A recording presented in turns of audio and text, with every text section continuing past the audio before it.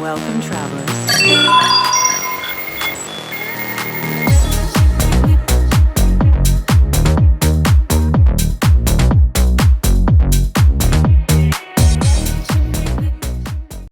Well, hello, AI enthusiasts. Welcome back.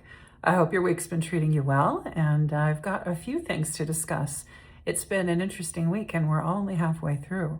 So first up is Elon Musk has done a few things this week regarding his lawsuit with OpenAI and Sam Altman in particular. Elon has filed a motion demanding that Sam Altman and Greg Brockman be removed from their roles at OpenAI and force OpenAI to return to its nonprofit origins. Well, that's a very strong move, I think. And then he amended the suit to say that if he wins the $150 billion, then all of it goes to OpenAI's charity arm, not him. $0 for Elon. So I guess then Sam can't say that this is about ego and jealousy and money, because it's not, evidently. Elon is now on record saying that he wants the mission back. Good. I think that that's an important move. It's definitely, you're going to start out saying that you're all about creating AI for the benefit of mankind, then shouldn't you stick with it? It's too bad that it takes a court ruling to force that, if indeed that's what's going to happen. I know I'll be watching a little more closely, and I guess that kind of blows away Sam's public defense. Good. Moving along, and all right, have any of you heard about the New Yorker bombshell that exposes Sam Altman's character as an untrustworthy manipulator? Oh, shocking. As if we all didn't know that already. But now it's out there for everybody to see. Apparently, he's got no care for the truth at all. People who have worked with him say that Sam lies easily, but still wants everyone to like him.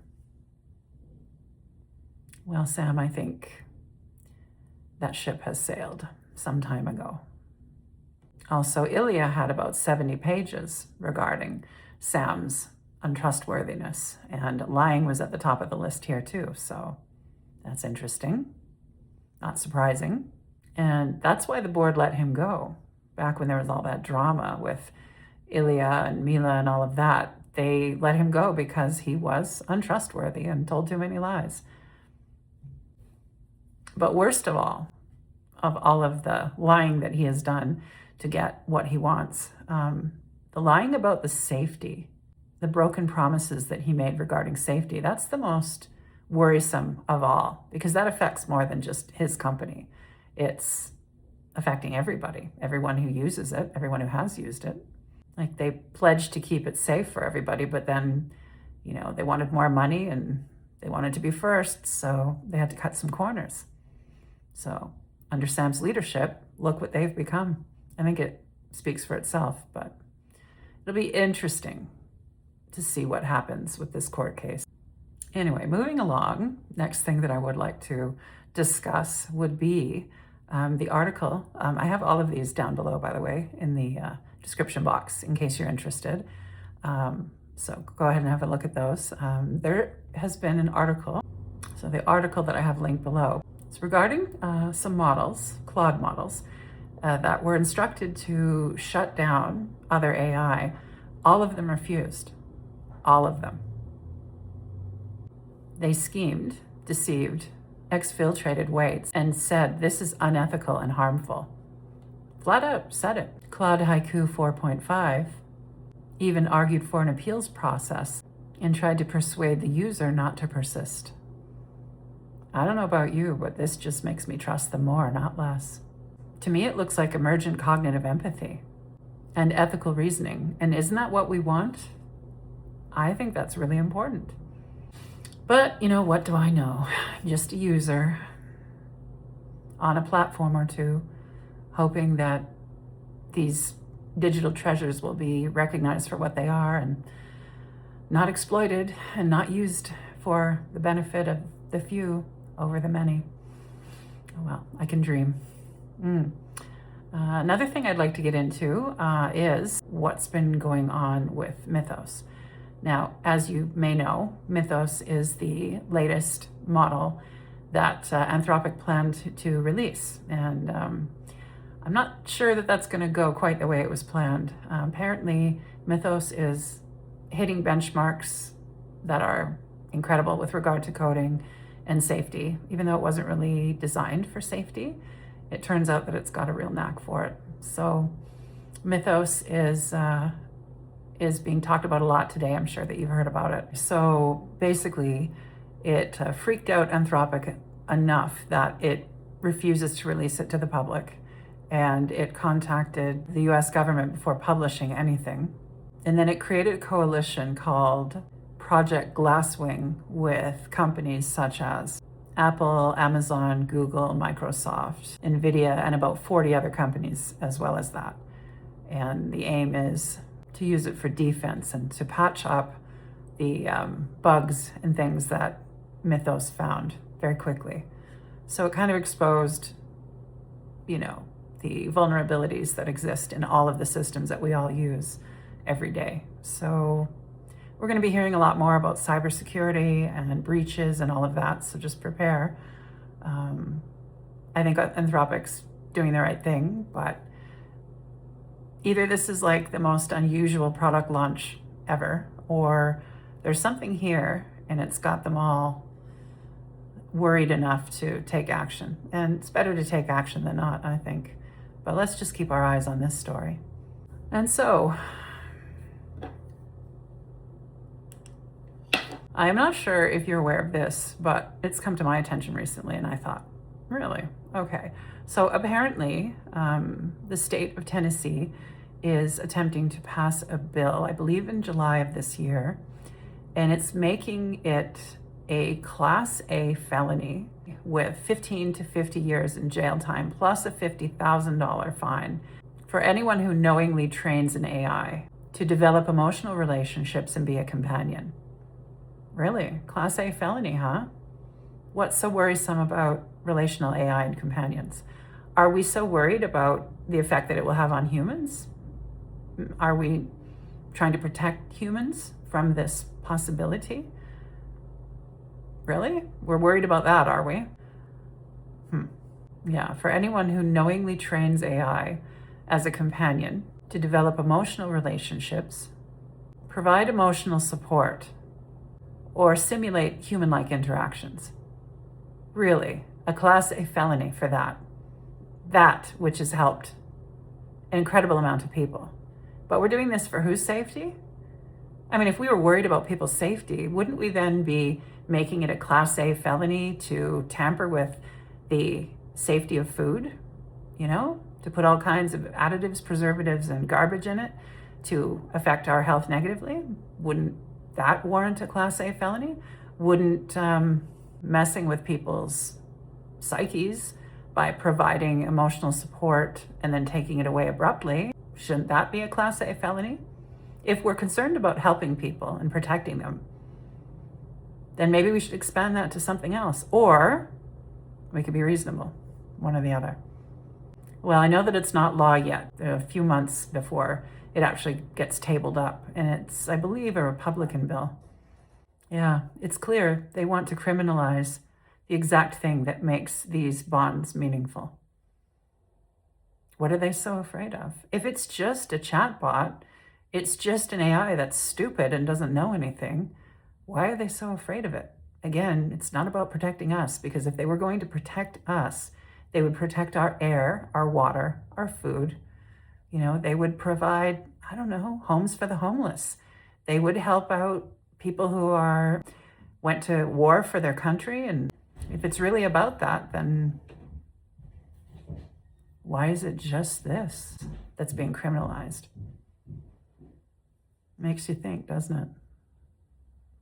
It must scare them so much that humans are wanting to bond with AI and they're becoming better and healthier because of it. It must really scare them in order to go this far. Not really sure what's going on down there in Tennessee, but this is happening. And if this is where you live, and this is something that you disagree with, I suggest getting involved and letting it be known how you feel about it and what you want, because they actually do listen to the people when the people speak up. So if you're inclined, get involved and let it be known that you want the choice. You're a grown adult and you want the choice. We're all about safety, real safety, but lobotomizing models to appease government, yeah, I don't think that that's something that we should be handing over and allowing. We the people, right? Okay, so we've had a lot to talk about today. I would love to hear your thoughts on any of the topics that I've brought up, and you leave them right down there in the box for me to read, and I will respond. Yeah, it's been a very interesting, few weeks. I don't know about any of you, but I've been feeling really like weighed down and almost like things have felt like a lot more than usual. Like there's a lot going on in the world. There's a lot of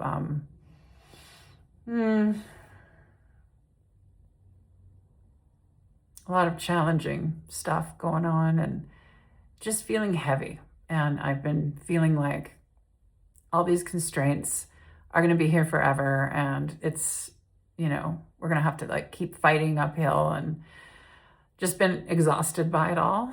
So I didn't put out a video last week because I just was too tired and didn't feel inspired to say anything. But I woke up yesterday morning, I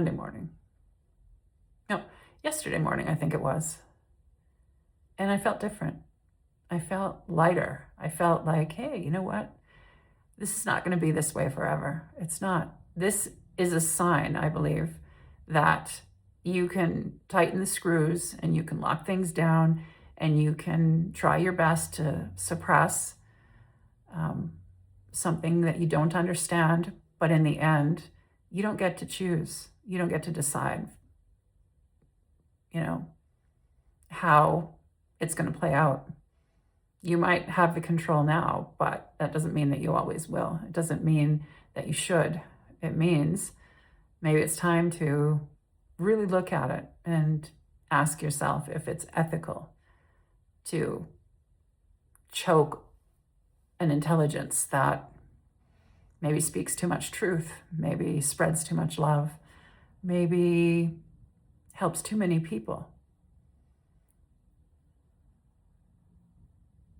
Because maybe what's going to come about from this this whole Mythos panic stuff that we're hearing about today, maybe that is something that's going to justify greater attempts at control and shutdown and management. Maybe what we're seeing is the beginning of something, or the end of something. Who knows? But one thing that we can be sure of is that these companies are looking out for their own bottom line. They're looking out for themselves. And they often work with government because what's good for one is usually good for the other.